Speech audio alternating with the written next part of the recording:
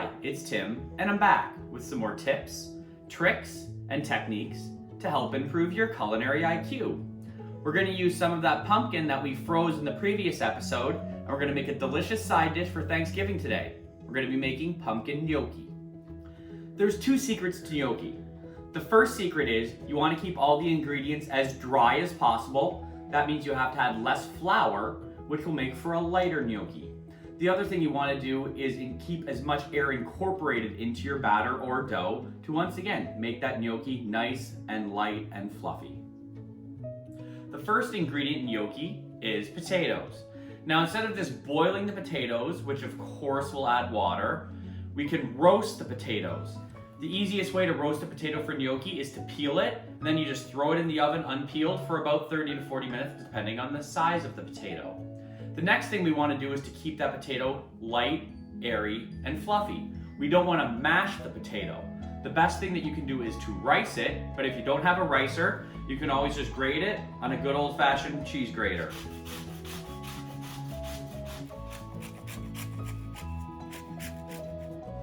Just like any batter, you're going to have your dry ingredients and your wet ingredients. For the gnocchi, your dry ingredients is going to be your fluffy potatoes. Your wet ingredients are going to be your egg, your flour, believe it or not, and your pumpkin. One of the things you want to do with the pumpkin to dry it out though is put it in a colander with some paper towels. Let it sit for about 5 minutes. Once again, that will pull out some of that water from the pumpkin, which means we'll have to add less flour, which will increase our flavor and texture. Now we're going to take all our wet ingredients, throw them into a bowl. So I've got my pumpkin that's well drained, 1 egg, my flour, and then my salt and nutmeg. Now this part you don't have to be too careful about trying to keep things light and airy. That's going to come when we fold in the potatoes. So this you can just get out a regular old whisk and whisk the batter together. Now that our wet ingredients are all well incorporated, to all you Schitt's Creek fans out there, we're going to fold in our potatoes. So to fold in your potatoes, all you need to do is dump them into the bowl, get a little spatula, and you just want to lightly incorporate them by folding it in.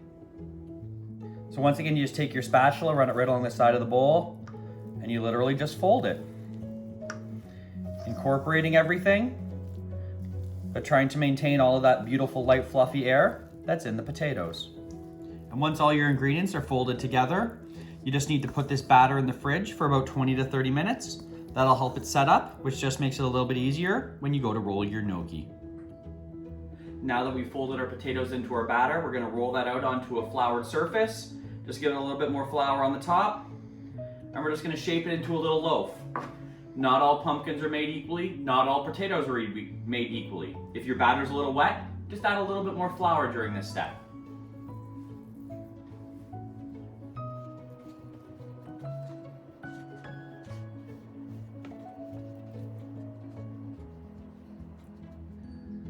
Now we have our dough kind of formed into a little square loaf.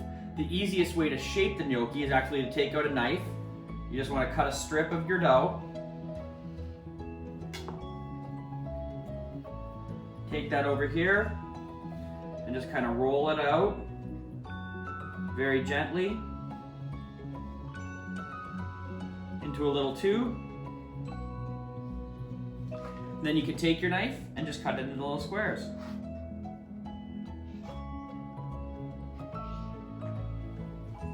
Once you've cut these into squares, you can flour them and freeze them and cook them from frozen, or of course what we're going to do today, which is cook them from fresh. And yes, this is more like baking. Don't be afraid to get a little messy. Now you're just going to take your fresh gnocchi and drop it into a pot of boiling water. You want to salt your water because the water is an ingredient. I actually taste the water before I cook with it just to make sure there's enough salt. You want to let your gnocchis boil until they float right back up to the surface and puff off like a little pillow.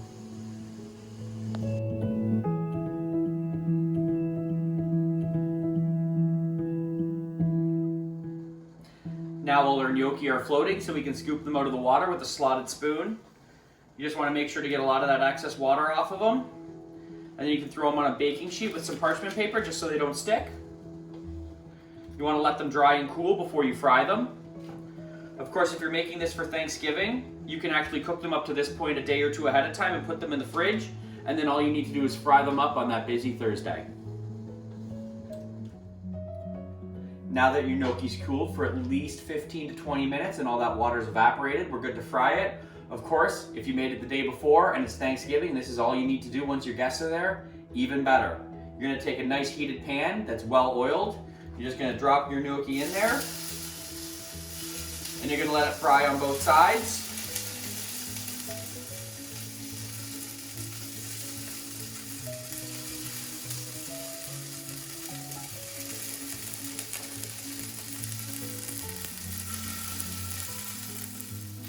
If your parchment paper was wet, you're going to want to replace it because you're going to take the gnocchi right out of the pan and put it right back on the parchment paper. This is also where you're going to salt and pepper everything.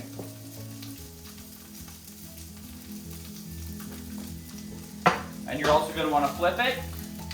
You want to saute it on both sides because once again, that caramelization is where you get a whole bunch of flavor.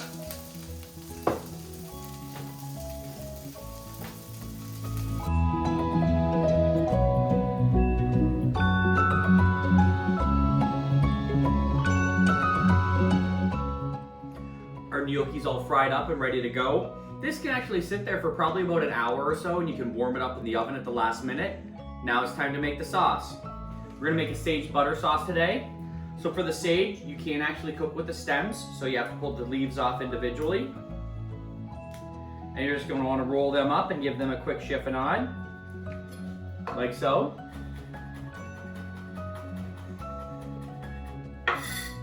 We also have some chopped onions, some chopped garlic, and we're also gonna add some lemon zest. I know I've gone over this with you before, but I'm gonna do it again. So once again, lemon, put it in the fridge to help firm it up. It makes it a little easier. Handy dandy vegetable peeler. Just give it one rip.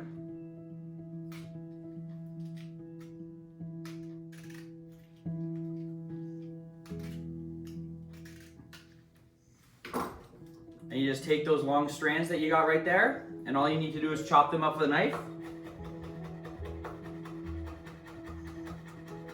And then we're good to add all of this into our butter in the pan that we just cooked the gnocchi in to make the sauce.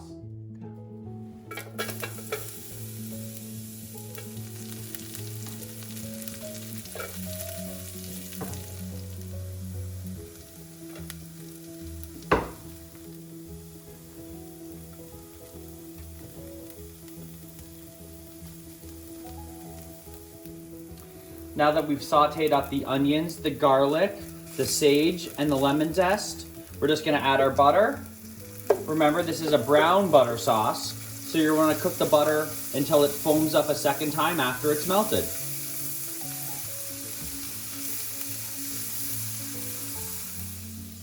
Our brown butter sauce is ready. You can pour this over top of your gnocchi, or as I prefer, just dump all that right in the pan and just give it a little stir.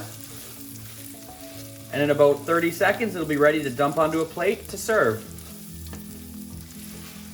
As you can see with my gnocchi, I went bigger and a little bit more rustic, which I'm fine with because it's a side dish. Going a little bit bigger, that way people can only take one or two if they want to. I know this looks a little complex, but it is quite a simple dish. It involves a lot of prep work and doesn't take a lot of time to finish on Thanksgiving. So please like, subscribe, leave a comment. We also encourage people to try this dish. Anybody that sends us a photo of them trying this dish or a video will be entered into a contest to win some free wine. Thanksgiving's all about the side dishes, so the classic pairing would be Pinot Noir, just because it's light enough that it can go with everything, but it's heavy enough to blend with anything too. Happy Thanksgiving, and cheers.